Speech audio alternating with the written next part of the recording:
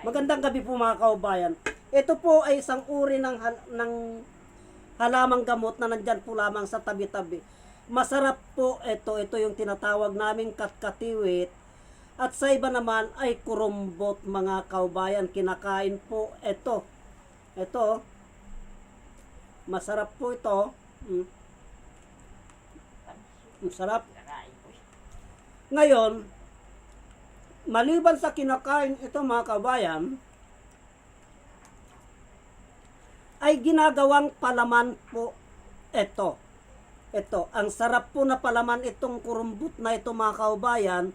Ang proseso ng paggawa ng palaman, kinukuha namin ito.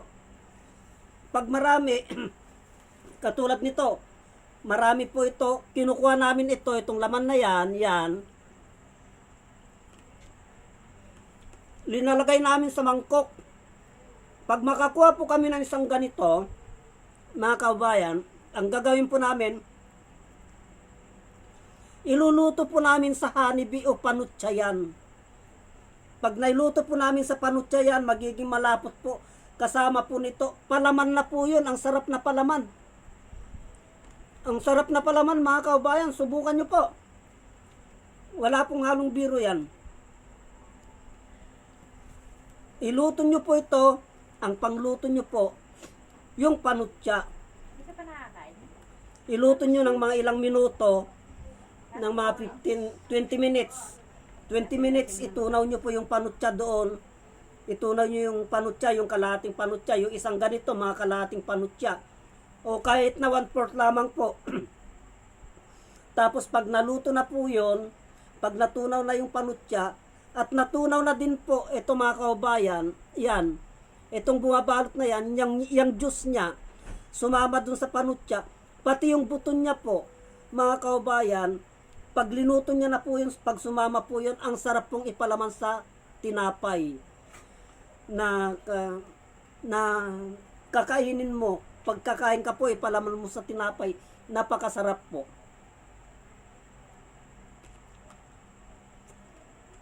Madali lang naman pong tanggalin. Yung laman nito mga kaubayan, kasi pigain mo lang to. Pigain mo lang yan, labas na oh. O ipunin mo yan. Pag marami po, makakaipong ka ng kahit na isang tabo po, kahit punuin mo ito, makakaipong ka po. Pag marami. Yung isang ganito po, marami ng palaman yan. Pag naluto yan, mga kalating panutsa lamang po yan.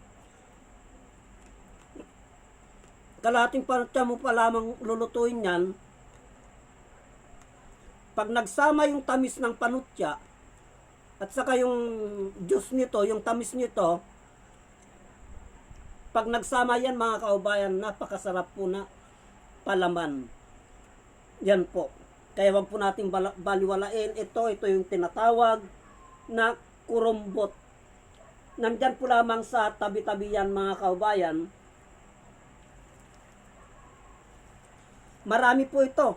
Marami po akong kinuha na ganito kanina nung umuwi ako. Kaya lang pinagkakain na po namin. Kaya ito lamang po ang itinira ko para may i-vlogs po ako.